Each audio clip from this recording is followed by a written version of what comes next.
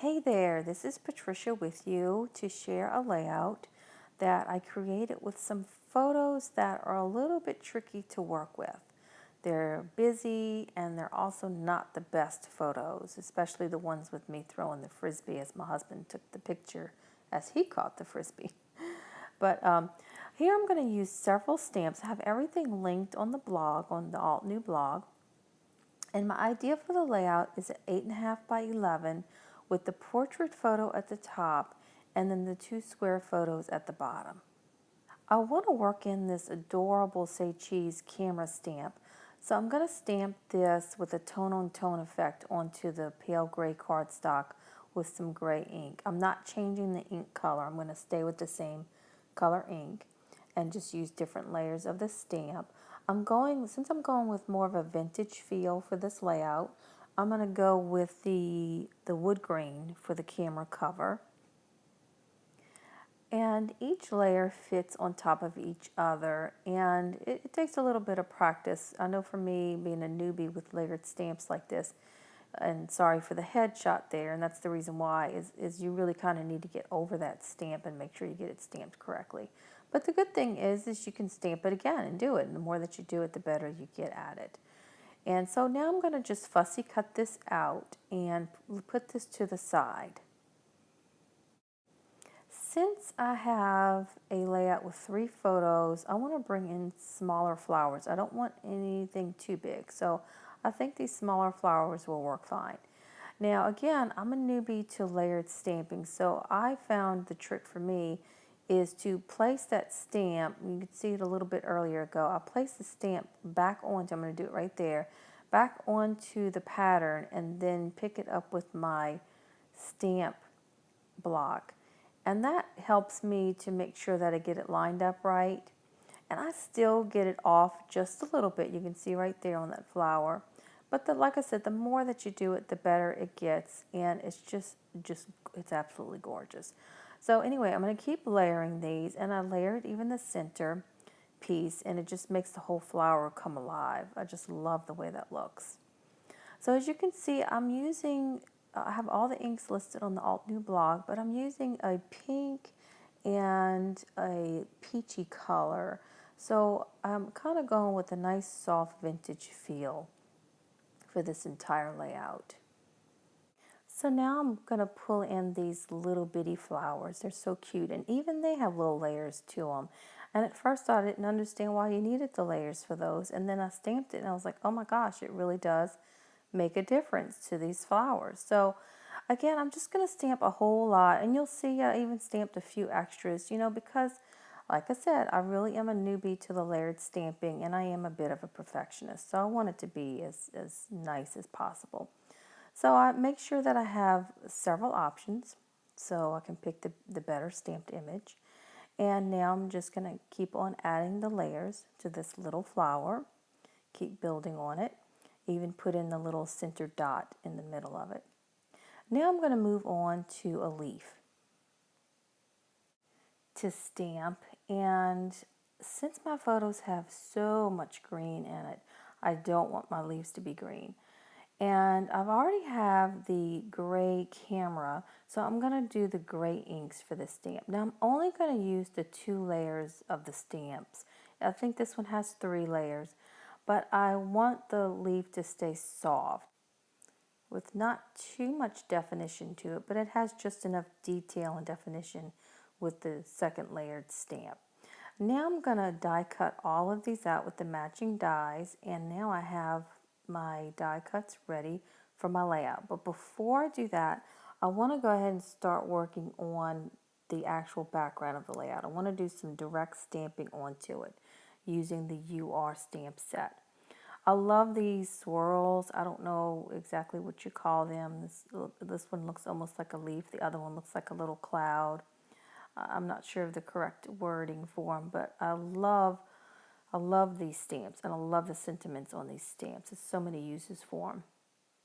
And I like the flow that these stamps give to my layout. I have a portrait photo at the top, so that image going down brings your eye down to the layout. And then the cloud going out to the right just helps bring movement to this layout. Now I'm going to use the invisible numbers, another stamp set I really couldn't wait to use. I love the effect of these numbers.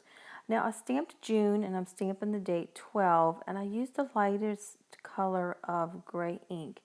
And I was like, ooh, I really wish I would have used a little bit darker so it would show up better. But I used a darker gray for my title, which is right here. This is Perfectly Wonderful. And in the long run, it really does look good because everything is in the background, and that title stamped image right here really can stand out and be seen. I don't like it when titles kind of get a little lost on your layout. Now I'm going to pull in the same vintage flower stamp set, I'm going to pull in this branch, and I'm going to use the darker color gray ink. And this is going to be the start of how I want to use all those beautiful flowers that I stamped and die cut. So I'm going to do a little partial stamp of that branch coming from the edge onto the layout. And again, it brings movement and it brings direction to my layout. I love those kind of stamps and those things. Now I want to bring in some pattern paper only to add a little extra color. And as I did that, I realized I really want that camera a little bit darker. So I re-stamped it in a darker color gray. And now I left a lot of this video in showing me moving pattern paper around. And I just wanted to leave it in so that you could see a little bit of my process with bringing in other elements besides the stamped images. It's a lot of cutting. I usually use my scissors instead of a trimmer. And you can see I even bend the paper right there to do a little mark where I want to cut it. I'm kind of carefree and almost a little lazy the way I cut things and put pattern paper together like that. So I'm not sure about that. It's not what I want exact, but in the meantime, I'm going to go ahead and start placing all of those beautiful die cuts. Now, I'm not really thinking about where I'm placing them because what I do is I need to adhere them. So I'm going to take a picture with my iPhone and then I'm going to adhere them, and chances are they're not going to go exactly the way they are. But this gives me an idea, so I can keep it like that or I can change it up a little bit. I'm going to leave that as is, and as you can see now, I'm starting to move some of that paper around. And like I said, I just want a little extra color, a little extra texture. And when I say color, this is neutral pattern paper, but the stripes are so bold, it's really going to bring your eye up to that busy photo at the top of my daughter. And then I added just a little strip of that same stripe paper at the bottom, and that'll help balance it a little bit. Now I found this color pattern paper that really goes beautifully with the ink that I stamped in the flower. So I'm going to trim this to get it the way I want it. As I place my papers, I stagger them next to the photo, and by staggering them, it frames that photo and gives a slight layered look. Even though this is a very simple layout, it just gives it a nice look. Now again, I'm doing some more staggering here with my journaling lines. I just usually grab something nearby that has a straight edge and use my pencil to draw those lines. And I sent this through the typewriter and then erase those pencil lines.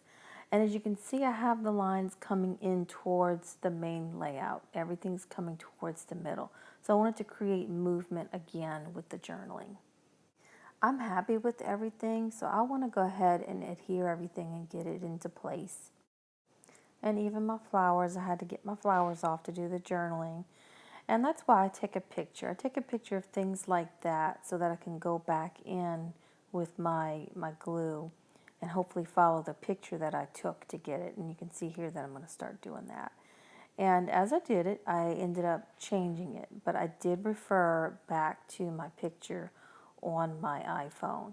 So I adhered some of those with some foam adhesive and then some with some liquid adhesive. And what I did differently from the first time that I just placed them is I'm clustering them tighter. And I used less leaves and I left more of the branch showing. So I feel like I have a very airy and fresh layout with photos with lots of green, and that top photo that's pretty busy with my daughter looking pretty small. I look pretty small too in the photo. But I really feel like I was able to create a nice, open, airy feeling layout. Thank you so much for watching.